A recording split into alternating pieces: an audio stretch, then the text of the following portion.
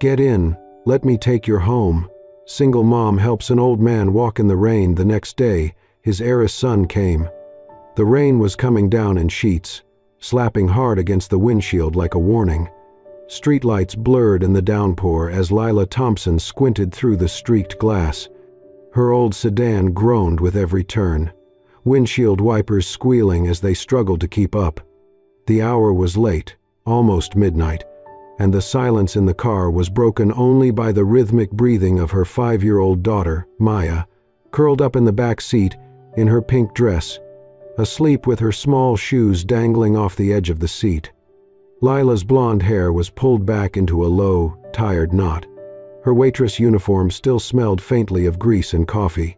She was exhausted, her back aching from another long shift at the all-night diner. All she wanted was to get home, dry off, and sleep for a few hours before the next day started all over again. Then she saw him. At the edge of the sidewalk, barely visible in the downpour, an elderly man stood hunched under the weight of the storm. He had no umbrella, no raincoat, just a soaked wool blazer clinging to his thin frame. One hand gripped a lamppost for balance, and the other trembled as he looked down at a phone, clearly dead or without service. Lila's foot eased off the gas. She hesitated. This part of town was quiet, but not unfamiliar. Still, helping strangers in the middle of the night was something the world had taught her to be careful about. Her hands tightened around the steering wheel. But then she saw his shoulders shake, not from the cold, though he was clearly freezing, but from fatigue, maybe even fear. Lila sighed softly and pulled the car over. She rolled down the passenger window halfway. Cold rain blew in immediately. "You okay out here?" she called out. The man turned slowly, blinking through the water dripping from his brow. His voice was hoarse but calm. I got turned around. My phone died. I thought I could make it, but I am not as young as I used to be." Lila studied him. His clothes were soaked through, shoes covered in mud, but there was something dignified in the way he held himself. Not just old, but gentle, lost. She leaned over, unlocked the door, and gave a small nod. "Get in," she said quietly. "Let me take you home." He hesitated for just a moment. Then, with a slight nod of thanks, he opened the door and lowered himself into the seat. Rainwater pooled on the floor mat beneath him. Lila turned the heater up, though she knew it barely worked. The silence between them was broken only by the sound of the storm until the man spoke again, his voice a little clearer now. "You did not have to stop," he said. "I know," Lila replied, keeping her eyes on the road. "But I could not just drive past someone's grandpa melting in the rain." That earned a faint chuckle. "Walter," he said after a pause. "My name is Walter." "Lila," she responded. "And the sleeping beauty in the back is Maya." Walter turned slightly, smiling at the little girl curled up peacefully. "She reminds me of someone, long ago." They drove in silence for a few blocks before Lila asked for his address. When he gave it, her eyes widened slightly. It was in one of the most affluent neighborhoods on the edge of town. Still, she said nothing. As they approached the gated street, she followed his quiet directions until they reached a large brick home nestled behind trimmed hedges and glowing porch lights. The rain had not let up. Lila parked and glanced at the walkway. A wide puddle had formed just in front of the steps. Walter made a move to open the door. "Wait," Lila said gently. She stepped out first, dashed around the car, and opened his door for him. Then she carefully led him around the puddle, her hand under his arm to steady him. She walked him up to the front door and did not leave until she saw the lights turn on inside. Walter turned to her before stepping in. His eyes, though weary, were kind. "You never asked who I was," he said softly. Lila shrugged. Did not seem important. He smiled, deeply moved. She nodded once, then turned and walked back to her car, rain soaking her hair, the faint glow of his porch light behind her. It had been a long night, but for the first time in a while, Lila felt like she had done something right. The morning came far too soon. After getting home close to 2 a.m., Lila had only managed a few hours of restless sleep. Her bones still ached from the long shift, and the storm still echoed faintly in her ears. The soft snores of Maya in the next room were the only comforting sound as she shuffled around her small apartment, half awake. By 6:45, she was out the door again, clutching Maya's tiny hand and a pink umbrella. Maya, in her signature pink dress and matching backpack, gave her mom a sleepy smile as they walked through puddles toward the local daycare. Lila kissed her forehead, lingered a little longer than usual at the door, and then sprinted back to her car. She was already late. The diner where she worked stood on a busy corner of town, small, greasy, always a little too loud. Lila had worked there for 4 years. She knew the menu by heart, could refill coffee without looking, and had smiled through sore feet more days than she could count. She burst through the back door of the kitchen, wet hair plastered to her forehead, her uniform still damp from yesterday's storm. Her apron was bunched under one arm as she tied it in a hurry. She was 15 minutes late. "Carter!" The manager's voice snapped like a whip across the kitchen. Lila froze. Steve Simmons, the manager, was standing by the counter, arms folded tightly across his chest. His eyes were already narrowed.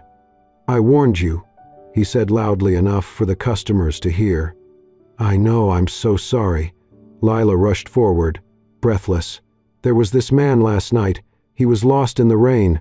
I couldn't just—" Steve raised a hand to silence her, the corner of his mouth curling. "Save it," he said. "You think helping someone gives you a pass to stroll in whenever you like? This is a job, Carter, not a charity." She lowered her eyes. "I've never been late before. Please, it was just—" "I said save it," he barked. "You want to tell sob stories, go to church, you're done here." There was a silence. Even the sound of the sizzling griddle seemed to pause. Customers turned to look. One woman in a booth put down her fork slowly. Steve stepped forward, voice rising with theatrical flair. "You think good deeds pay bills? Lila, kindness doesn't fry eggs or clean booths. You've been warned. Get out." Her mouth parted slightly, stunned. "I've worked here 4 years." "Exactly," Steve snapped. "And in 4 years I've seen people who actually take the job seriously. Hand over your apron." Lila untied it slowly, her fingers trembling. She laid it gently on the counter, refusing to let him see her break. She turned to leave. "Wait," Steve added with a mocking grin. "Try not to be late to your next charity gig." A few customers chuckled under their breath. Others looked away, uncomfortable. Lila walked through the front of the diner, past the booths she'd served for years, past the coffee station where she always kept extra sugar for the regulars. She did not notice the older man sitting alone in the far corner booth, watching quietly behind silver-rimmed glasses. Walter Weston stirred his tea slowly, his gaze fixed not on the menu, but on Lila's retreating figure. Outside, Lila paused under the diner's awning. The sky was overcast again, her shoes were soaked through, her hands clenched at her sides. She had done the right thing last night. She was sure of it. But today, it cost her everything. Behind the glass, Walter reached for his wallet, placing a generous tip on the table. Then, without a word, he rose and walked toward the exit. His eyes followed the woman in the rain. The story was just beginning. It was nearly noon when the knock came. Lila stood at the sink, rinsing a spoon, still dressed in her faded jeans and a loose gray t-shirt. Maya was coloring quietly at the small kitchen table, humming to herself, oblivious to her mother's worn expression. The knock came again, firm but not forceful. Lila wiped her hands on a dish towel, hesitant. No one ever came by unannounced. She opened the door. A man stood on the porch, tall, early 30s, clean-cut with a calm presence that caught her off guard. He wore a navy coat, rain still clinging to the shoulders. His eyes, a shade of thoughtful blue, met hers directly. "Miss Thompson?" he asked.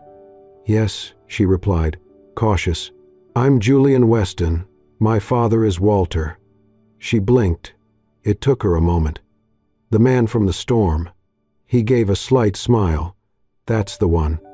She stepped aside, unsure whether to invite him in or not. Julian didn't move forward. "I hope I'm not intruding," he said, glancing past her at Maya, who was now peeking from behind her coloring book. "I just wanted to say thank you. My father told me everything. What you did for him, it meant more than I can explain." "I really didn't do much," Lila said quietly. "Just gave him a ride." Julian shook his head. "You saw someone struggling and helped without asking anything in return. That's rare." She folded her arms slightly. "Is he okay?" "He is now," Julian nodded. "But he's had a rough few months. He recently came home from a hospital stay and, truthfully, he's been quieter than usual, more distant." He took a breath before continuing. "He asked me to come find you, said he wanted to invite you and your daughter for lunch, and he hoped you might consider working with us, just part-time." Lila raised an eyebrow. "Doing what?" "Nothing medical," Julian quickly clarified. "He doesn't want a nurse. He wants someone kind, someone who'll sit with him, help with tea, maybe read to him, remind him to take his medication. Light things. He says being around you made him feel human again." Lila hesitated, glancing at Maya, then back at Julian. "I appreciate it, but I don't have the credentials for something like that." Julian's voice softened. "You don't need a degree to make someone feel cared for." There was a silence, broken only by the soft scratching of Maya's crayons. "I'd pay you properly," Julian added. "Flexible schedule, 3 afternoons a week, if that works for you." Lila looked down at her bare feet, then up again. She had just lost her job. Rent was due next week. Groceries were already getting tight. But it wasn't just the money.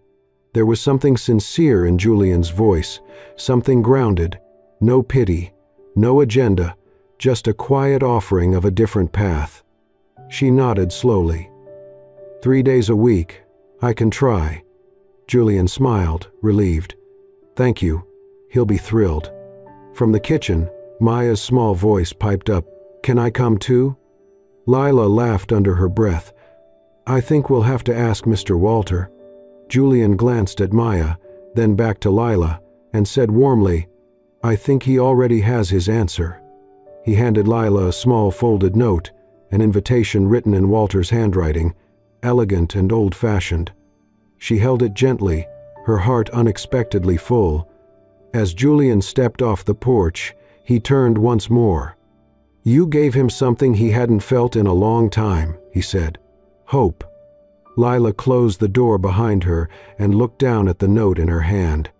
For the first time in days, she smiled. It was a quiet Saturday afternoon when Lila and Maya arrived at the Weston estate for their first visit as more than just guests. The large, ivy-covered home stood tall and elegant, but not intimidating in the way Lila had feared. The front door opened before she could knock. Walter greeted them with a warm smile, dressed in a cozy cardigan and soft slippers.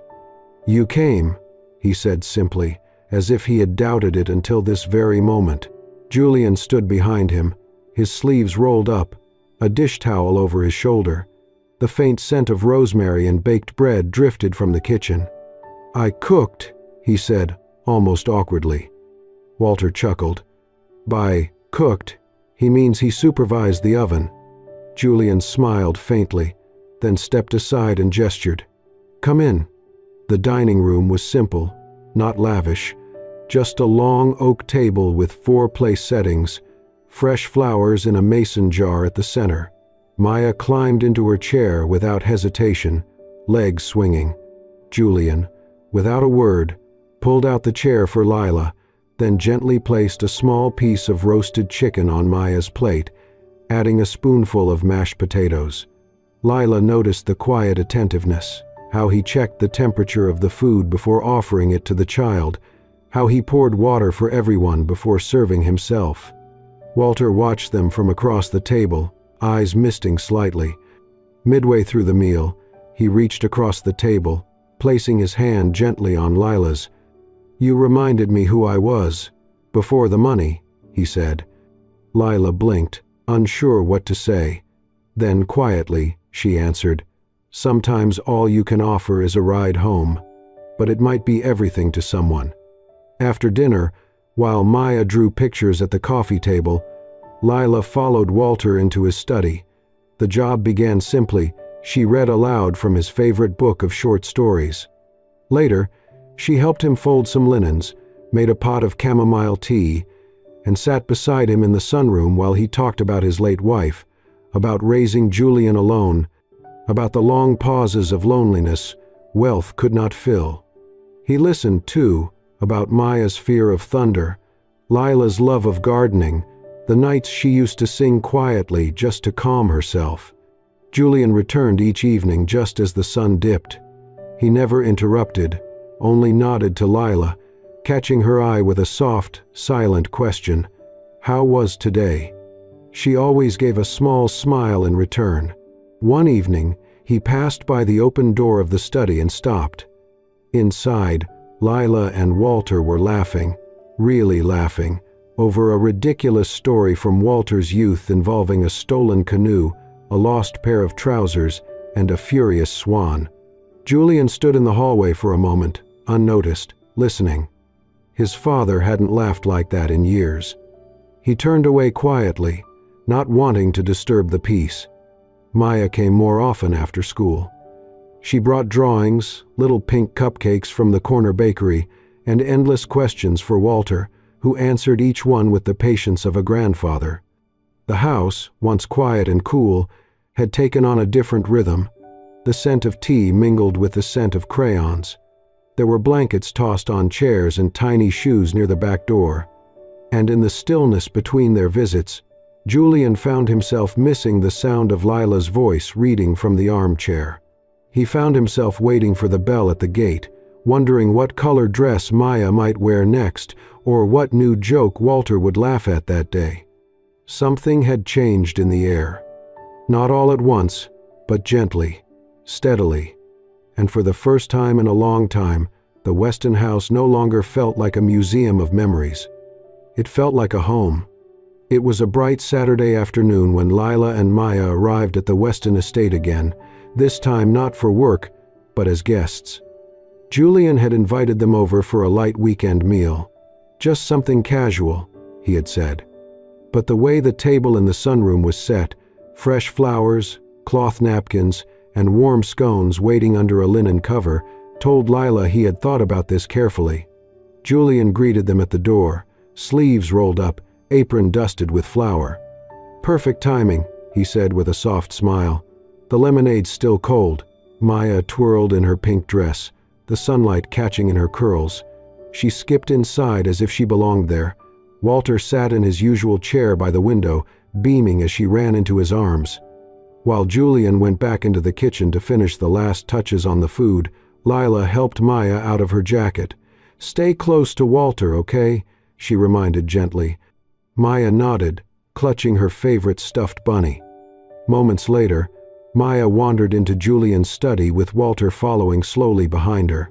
The room smelled of old books and cedarwood. It was lined with shelves and treasures from another time. Maya's curious eyes sparkled. On the desk stood a small wooden box, simple but polished, with tiny etchings along the side. Maya reached up and gently touched it. The lid was loose. Her fingers slipped. In one quick moment, the box fell to the floor. It cracked open, and a string of worn, greenish-blue stones scattered across the hardwood with a sharp, brittle sound. Walter froze. Maya gasped. "I didn't mean to," she whispered, eyes wide. Julian heard the sound and rushed in, drying his hands on a towel. His steps slowed the moment he saw what lay on the floor. The beads, the broken string, the empty box. He stopped mid-step. His expression shifted, not anger, but something else, something deeper. He knelt slowly and picked up one of the beads, holding it between his fingers like something sacred. His voice, when it came, was calm but low. "It's okay." She didn't know. Lila had entered just behind him, breath caught. Her eyes dropped to the floor, to the shattered bracelet, then to Julian's hands. She understood. This wasn't about the object. It was about something irreplaceable. "I am so sorry," she said softly, pulling Maya gently toward her. "We'll replace it, or—" Julian shook his head, eyes still on the beads. "It was my mother's," he said, voice rough. "She made it for me when I turned 10. Her hands were shaky by then, but she said it was from the strongest stones she could find." He placed the bead back into the cracked box and stood. The silence felt heavier than any scolding. Walter placed a hand on his son's shoulder, but Julian just gave Lila a small, tight nod. "It's all right, really." But the warmth in his voice was gone. Lila offered to help clean up, but Julian declined. "Thank you for coming," he said politely. "I should probably finish up some things." He didn't mention the food waiting on the table, didn't ask them to stay, and that was answer enough. Lila helped Maya with her coat again, her heart heavy. As they walked toward the car, Maya looked up at her mother, small voice trembling. "Mommy, did I do something bad?" Lila crouched down and wrapped her arms around her daughter. "No, sweetie," she whispered, stroking her hair. "You just didn't know. It was an accident." She didn't say more. She couldn't. The drive home was quiet. Behind them, in the house full of untouched food and fading sunlight, the broken bracelet remained on the desk, silent, small, and full of memory. It had been 4 days since Lila last stepped foot near the Weston estate. She had texted Walter that morning after the accident, her message careful and apologetic. "I think it's best you find someone else to assist you, Mr. Weston. Maya didn't mean to, but I understand that what she broke can't be replaced. I'm sorry. I truly am." Walter didn't reply right away, and when he did, it was only 2 words, "You matter." But Lila still didn't return. Julian had read the exchange on his father's phone. He didn't blame her, not really.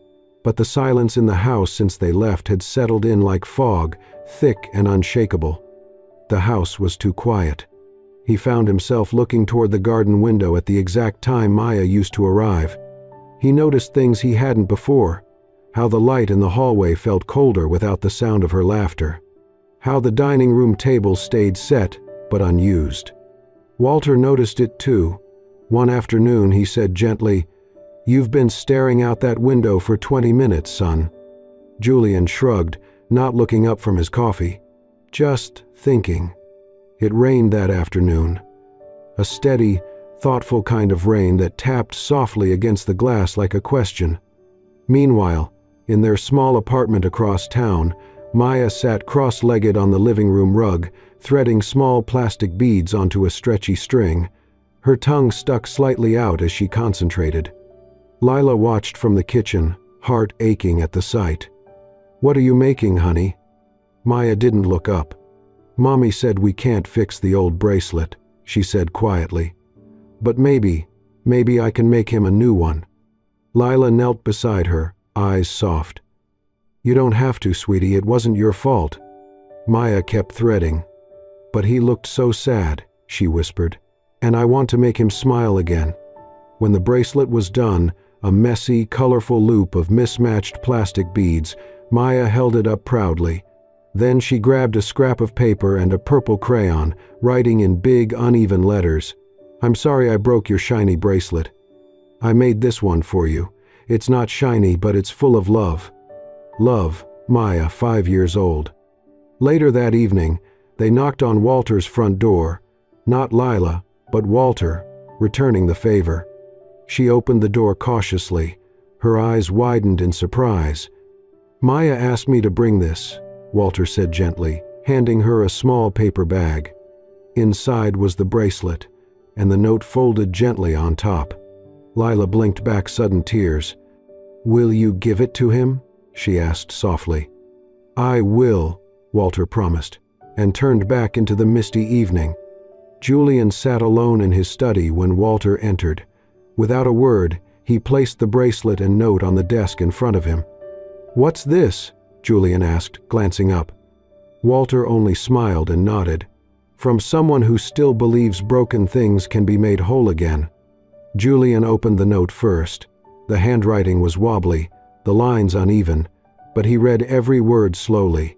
By the time he reached "It's full of love," his hands trembled slightly. Then he looked at the bracelet, colorful, plastic, imperfect, and perfect. He sat back in his chair, the bracelet cradled in his hand like something sacred. A single tear slid down his cheek before he could stop it. The grief that had lived quietly in him for years shifted. For the first time, he wasn't crying because he missed his mother. He was crying because love, pure, undeserved love, had walked into his life again, through a child who did not owe him anything. It was dark when he arrived at Leela's apartment. The hallway smelled faintly of old paint and rain. She opened the door, surprised. "Julian?" He didn't wait. He gently took her hand. "I was angry," he said. "Not at Maya, not even really at the bracelet." He looked her in the eyes. "It was important. But people are more important." She didn't speak. "I missed you," he added. "Both of you." A small pair of feet padded softly down the hall. Maya peeked from behind her mother, eyes wide and hopeful. Julian crouched to her level, pulled something from his pocket, and held up her plastic bracelet. "I am wearing it tomorrow," he said, smiling, "and every day after that." Maya grinned and threw her arms around him. Lila couldn't help it. She cried. This time, it was not from guilt, not from fear. It was from the feeling that maybe, just maybe, they were already home. The rain returned on a Sunday afternoon, soft, steady, and warm like a memory. It tapped gently on the wide windows of the Weston estate as gray skies cast a cozy glow over the home that, not long ago, had felt far too big for its silence. Now it was full again. In the backyard, damp but not muddy, Julian, Lila, and Maya sat on a picnic blanket, looking up at the clouds through the gentle drizzle. Walter watched from the patio, a book resting on his lap, his eyes lingering on the scene before him more than the pages. Julian leaned back, one arm draped behind Lila, his other wrist catching the light, still wearing Maya's homemade plastic bracelet. The bright beads stood out against his button-down shirt and leather watch, but he wore it like something priceless. Maya giggled, pointing upward. "That one looks like a dragon." Julian squinted. I see a bunny with a really long tail." "No," she laughed, falling back into Lila's lap. Walter smiled faintly from his chair. He had not seen his son like this in years. They stayed like that for a while, just being.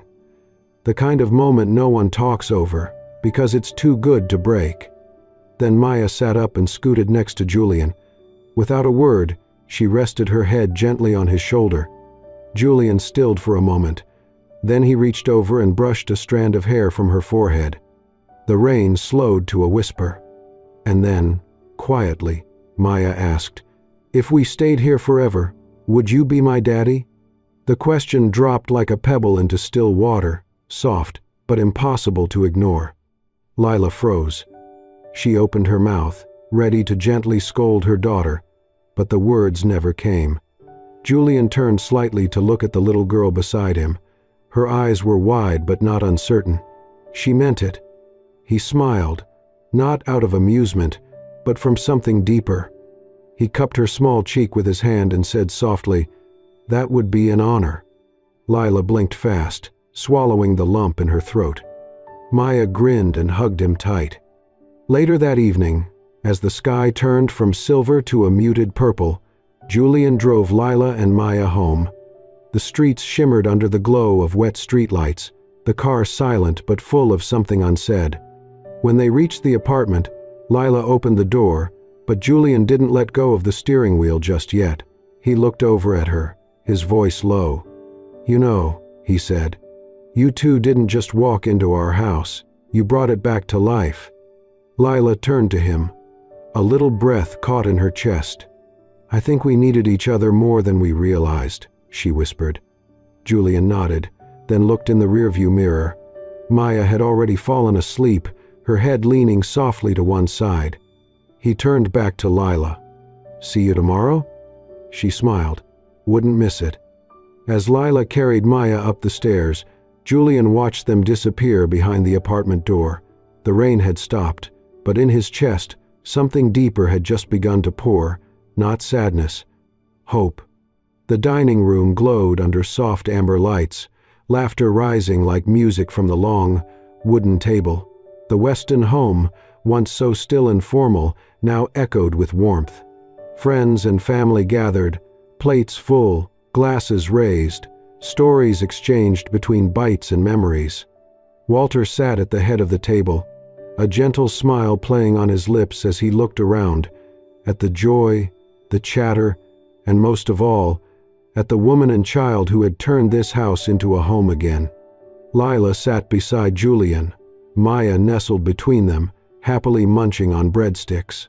She wore a sparkly clip in her hair, a gift from Walter earlier that evening. Julian, still wearing the rainbow-colored bracelet she had made, looked at her like she was magic. When the meal was nearly finished, Walter gently tapped his glass with a spoon. The room quieted.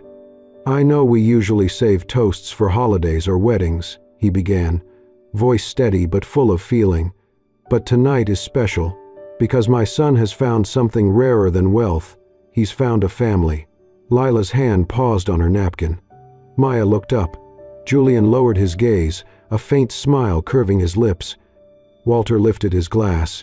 "To Lila and Maya, for reminding us all what really matters." Everyone raised their glasses. "To Lila and Maya." Lila blinked fast, eyes shimmering. Julian stood up slowly, taking her hand in his. The room fell quiet again. He looked at her, his voice sure and soft.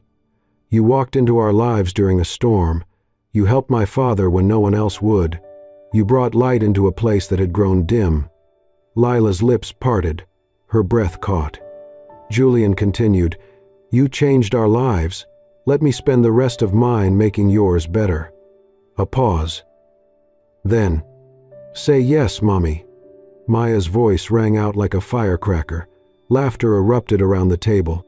Lila looked down at her daughter, then up at Julian, her hand still in his eyes steady and full of something deep and true. Tears spilled freely as she nodded, unable to speak. She pulled Maya close with one arm and reached for Julian with the other, all three wrapped in one embrace. The guests clapped, glasses clinked again, and Walter wiped at the corner of his eye with a handkerchief he pretended not to need. Later that week, as twilight stretched long shadows across quiet streets, a silver car pulled up to a modest, sun-washed house with a garden gate and ivy climbing its porch railings. Julian stepped out and opened the passenger door. Lila stood on the sidewalk, holding Maya's hand. He looked at her, smiling. "Get in," he said. "This time, let me take you home." Lila tilted her head, smiling through her tears. "You sure this ride comes with snacks and bedtime stories?" Julian chuckled. "Only if you sit up front." She laughed, climbed in, and Maya hopped into the back with a squeal of delight. The car door closed with a soft thud. The engine hummed as they drove slowly up the winding lane. As the car faded into the driveway, the camera slowly pulled back, wide, gentle. The three of them walked toward the front door, hand in hand, silhouettes against the golden light spilling through the windows. Above them, the clouds parted just enough to let a sliver of sunlight through. The storm had passed, and in its place was something whole. A real home, built not from walls or wood, but from kindness, forgiveness, and love. Thank you for joining us on this heartfelt journey. Sometimes, all it takes is one simple act of kindness, one ride home in the rain, to change the course of a life, or three. If this story touched your heart, if it reminded you of the goodness that still exists in unexpected places, we'd be honored if you'd subscribe to Soul-Stirring Stories. Hit that hype button to show your love and help us share more stories that inspire, heal, and bring people closer together. Until next time, stay kind, stay hopeful, and never underestimate the power of a single, selfless choice.